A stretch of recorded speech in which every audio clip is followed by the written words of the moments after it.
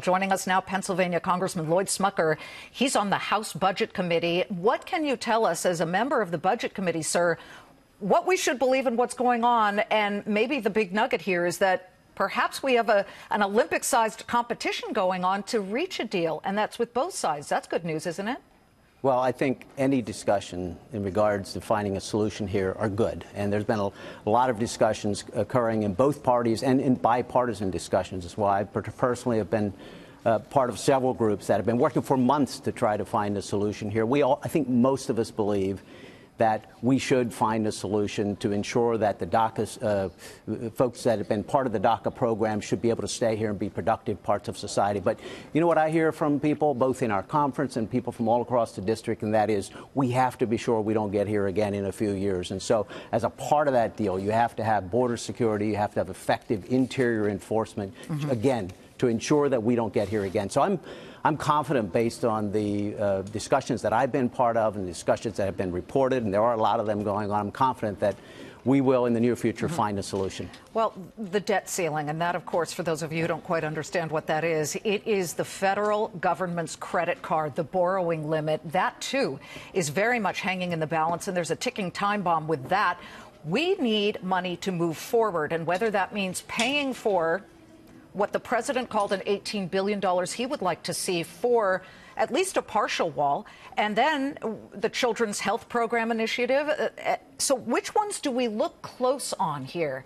CHIP, which is that children's health care issue. It looks like the Congressional Budget Office came out a couple of hours ago saying that to extend it, which is what the Democrats want, is actually good because it could save money. Right. If you extend it for a decade, it could save $800 million. Well, it could save $6 billion, and that would be the cost, $800 million. Yeah, there certainly was a good CBO score on CHIP. And this is another area where there's broad agreement on both sides of the aisle on the need to authorize this. There's been close staying in touch with states. Some states are running, they're at the end of their cycle. We must get this approved to ensure that kids do not lose coverage. Again, this is another one that I think will come together. You're going to see a lot coming together here in the next week or so, and I believe this will as well. That is music, I think, to many of our viewers' ears. We're looking at close to session highs, but record highs for our 5 major indexes. That would be Dow, NASDAQ, S&P, Russell 2000, also the transports. Senator Warren, who, of course, as you know, is pretty left. She's, of course, a Democrat from Massachusetts. She told Bret Baier last night, I thought it was a pretty interesting interview. She told him, I don't want to see any of that, meaning the government shutdown, come to pass. And I like hearing what you said, that we look like we are certainly close on this. In the end, can you just, as we finish up, tell me what a deal on DACA and a border enforcement would do for working on something like infrastructure, a $1 trillion infrastructure plan that this country would love to see? Well, I'm not sure that those issues will be tied together. In fact, I don't think they should be. But does it set a tone, is what I mean, if you get bipartisan help on this deal in DACA?